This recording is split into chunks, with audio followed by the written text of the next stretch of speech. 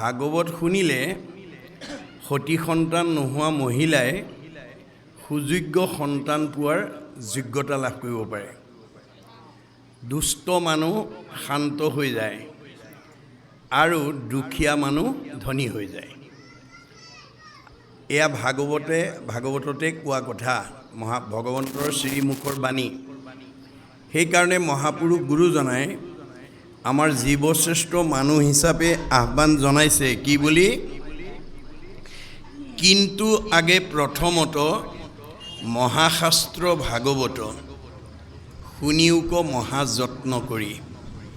এই ভাগৱত শাস্ত্ৰ আমি মহাযত্ন কৰি বিশেষণ লগাইছে আমি শুনিবলৈ আহিব লাগে। বোলে লাভ কি হ'ব? বিষয়ৰ দুখ যত সকলে কৰিব হত হৰি ভকতৰ সংগ ধৰি। আজিৰ দৰে ভকতৰ সংগত বহি আমি যদি এই বেদ বেদান্তৰ সাৰ ভাগৱত শাস্ত্ৰ যদি শ্ৰৱণ কৰিব পাৰোঁ আৰু জীৱন্ত অৱস্থাত যদি প্ৰথম স্কন্ধৰ পৰা দ্বাদশ স্কন্ধ ভাগৱতলৈকে আমি নিজাববীয়াকৈ পঢ়া বা শুনাৰ সৌভাগ্য ল'ব পাৰোঁ, আমাৰ জীৱয়ো পৰীক্ষিতৰ দৰে গতি পাব।